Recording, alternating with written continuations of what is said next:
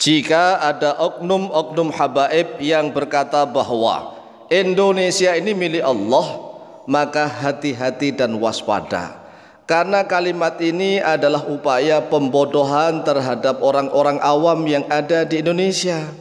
Memang benar segala sesuatu yang ada di langit dan di bumi ini semuanya milik Allah, semuanya tanpa terkecuali, termasuk istri-istri kita juga milik Allah. Nah, kalau misalnya orang-orang awam diceramai oleh oknum-oknum habaib yang berkata bahwa Indonesia ini milik Allah, maka siapapun berhak untuk hidup dan mengatur di Indonesia. Ini sangat bahaya sekali kawan, sangat bahaya sekali. Ini adalah upaya pembodohan terhadap orang-orang awam yang ada di Indonesia. Apalagi yang berkata itu menggunakan jubahnya serba putih, ridaknya selendang yang ada di pundaknya panjang dan besar, kemudian surban yang ada di kepala imamahnya juga sangat besar.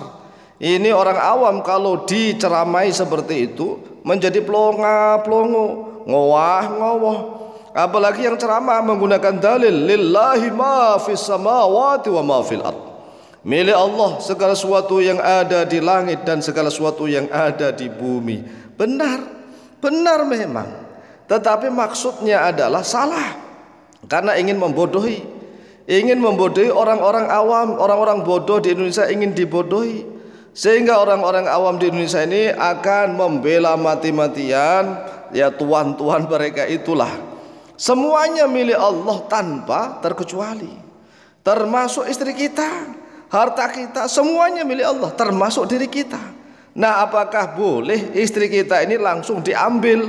Kan dalilnya semuanya milik Allah, maka boleh diambil. Waduh, Masya Allah.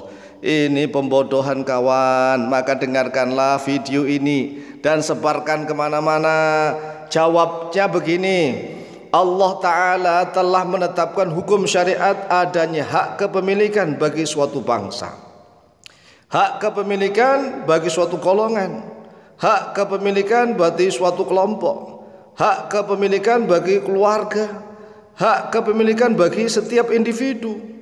Jika hak kepemilikan ini diakui oleh orang-orang yang tidak termasuk memilikinya, maka hukum Allah Jalla Jalaluh dan hukumnya Rasulullah Sallallahu Alaihi Wasallam serta hukum manusia sedunia pasti akan mengadilinya. Oleh sebab itulah jangan ngowah-ngowoh, jangan langsung domblong begitu saja, manggut-manggut, ya nunduk-nunduk seenaknya sampai istrinya diminta diperbolehkan. Naudzubillah tsumma naudzubillah. Kan dalilnya segala sesuatu kan milik Allah. Nah, istrinya diminta boleh. Aduh, ndah. Makanya ngajilah ke ulama-ulama Nusantara tulen, ngajilah kepada ulama-ulama Nusantara asli, sehingga tidak ada pembodohan. Ini Masya Allah, ya segala sesuatu milik Allah. Ya dibalik, istrinya diminta, hartanya dia diminta. Kalau dia nggak mau ya kita dalili sekalian, kita dalil kan segala sesuatu itu milik Allah. Kenapa istrimu tak minta? Nggak boleh begitu. Jangan hanya istri kita yang diminta saja. Ini namanya nggak adil, nggak seimbang. Makanya harus kita ajari nih, kalau memang segala sesuatu yang ada di langit dan di bumi ini semuanya milik Allah tanpa terkecuali, ya kita sekali-sekali minta istrinya dia, minta hartanya dia, boleh atau tidak kira-kira. Begitulah sebagai bangsa Indonesia yang cerdas dan cerdik. Jangan hanya dibodohin, diakal-akalin saja. Memang benar sekali lagi, segala sesuatu yang ada di langit maupun segala sesuatu yang ada di bumi ini semuanya milik Allah, termasuk diri kita, termasuk istri kita, termasuk harta kita, semuanya milik Allah. Tetapi kalau misalnya diminta orang lain, ya nggak boleh langsung seenaknya begitu. Termasuk kata-kata Indonesia ini milik Allah, benar 100%. Tetapi nggak boleh sembarangan bangsa-bangsa luar nginjak-nginjak di negara kita, nggak boleh, nggak boleh begitu. Apalagi diklaim bahwa Indonesia ini milik Tarim, Aulia Tarim. Seenaknya ngomongnya, lambene Masya Allah. Nah, orang-orang awam di situ manggut-manggut saja, mantuk-mantuk saja, Masya Allah. Jangan terlalu bodoh lah ya. Jangan terlalu bodoh, kita harus cerdas sedikit. Bangsa kita ini bangsa yang mulia. Jangan langsung manggut-manggut, manduk-manduk dikatakan bahwa Indonesia ini milik Aulia Tarim. Ya, aduh. Indonesia itu milik orang Indonesia. Bahkan kalau bisa orang Indonesia itu memiliki segalanya. Orang-orang yang datang ke Indonesia itu harus menjadi pembantu, pelayan. Kita sebagai tuan, ya kan? Setuju atau tidak? Orang-orang Indonesia adalah sebagai tuan di negerinya sendiri.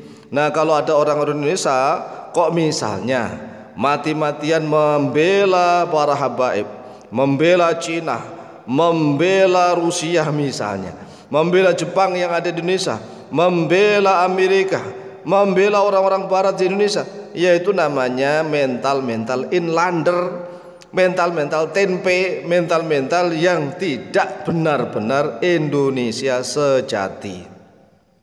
Orang Indonesia sejati itu memiliki akhlak budi pekerti yang luhur, tetapi juga memiliki keberanian yang luar biasa, kecerdasan dan kecerdikan yang luar biasa. Oleh sebab itu jangan mau dibodohin. Jangan mau dibodohin dikatakan bahwa Indonesia itu milik Aulia Tarim, Indonesia itu milik Allah. Aduh, kalau milik Allah benar, tapi kalau Indonesia ini milik Aulia Tarim salah total. Apalagi menyinggung tentang kopiah hitam. Kopiah hitam katanya itu adalah milik kelompok di luar Ahlus Sunnah wal Jamaah. Kata siapa ini? Ngocehnya seenaknya sendiri nih. Tapi aneh, orang Indonesia itu kadang saking bodohnya itu digitukan itu nggak ada yang berdiri, ya. Sehingga begini nah rumusnya.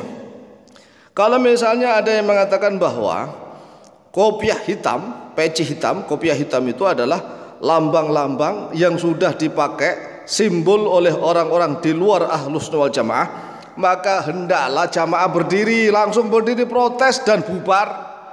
Jangan mundak-manduk aja.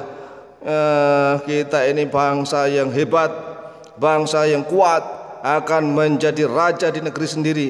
Bangsa Indonesia akan ditakuti oleh seluruh bangsa-bangsa di dunia ini. Begitu nah. Jangan menjadi bangsa yang pengecut, bangsa yang Masya Allah. Nah, peci hitam, kopiah hitam dikatakan sebagai lambang atau simbol dari orang-orang di luar Ahlus Sunnah wal Jamaah ini seenaknya sendiri. Berarti orang-orang Indonesia yang menggunakan peci hitam, para ulama-ulama, kiai dan seterusnya ini, itu di luar kelompok Ahlus Sunnah wal Jamaah ini. Na'udzubillah tsumma na'udzubillah. Oleh sebab itulah sadar wahai bangsaku, sadar, bangkit, ngaji di hadapan para kiai dan ulama yang asli Nusantara. Insya Allah akan selamat dunia dan akhirat. Demikian, semoga manfaat fitini wa dunia akhirah. Lebih kurangnya mohon maaf. Wallahu ta'ala a'lamu bishawab.